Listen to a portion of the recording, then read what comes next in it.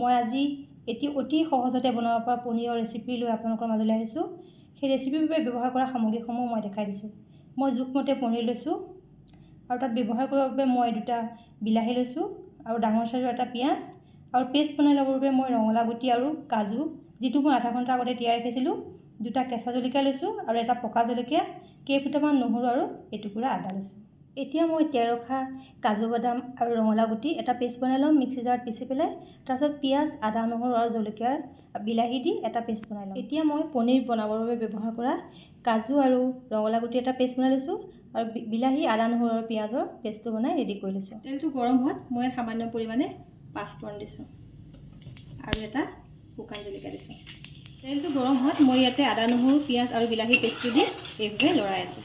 এতিয়া মই এইখিনি সঘনাই লৰাই আছোঁ যাতে এইখিনি তলত লাগি নাযায়। আৰু এতিয়া মই এইখিনি ইয়াৰ কেঁচা গোন্ধ যোৱালৈকে ভাজিব লাগিব। আদা, নহৰু, পিঁয়াজ আৰু বিলাহী কেঁচা গোন্ধ গ'ল। তাৰপিছত মই ইয়াতে পাম্পকিন চিডছ আৰু কাজু পেষ্টটো ঢালি দিছোঁ।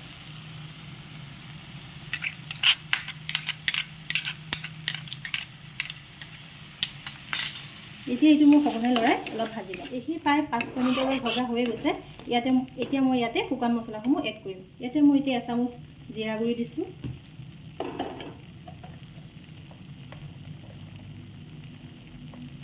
আধা চামুচ ধনিয়া পাউডাৰ দিছোঁ,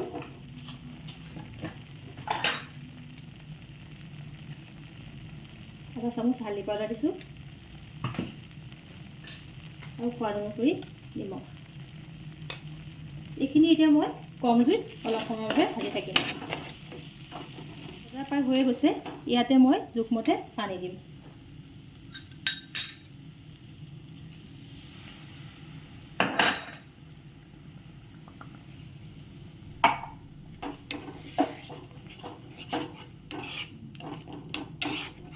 এতিয়া এইটো ধুনীয়াকৈ উতল আহিছে। মই ইয়াতে এতিয়া কাটি ৰখা পনীৰকেইডোখৰ আৰু কেঁচা জলকীয়া এড কৰি দিম। এতিয়া মই এইটো 5-6 মিনিটৰ বাবে ঢাকনা মাৰি গেছটো কমাই ৰাখি দিম।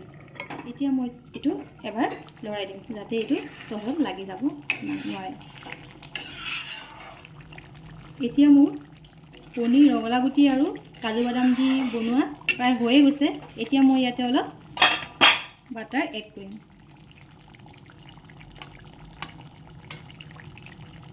বাটাৰ এড কৰি আৰু 4-5 মিনিটৰ কাৰণে মই ইয়াত ঢাকনা মাৰি ৰাখি দিম। মোৰ পনীৰ গ্ৰেভি প্ৰায় হৈয়ে গৈছে। ইয়াতে মই অলপ কচুৰি মেথি এনেকৈ মোহাৰি পেলাই দি দিম।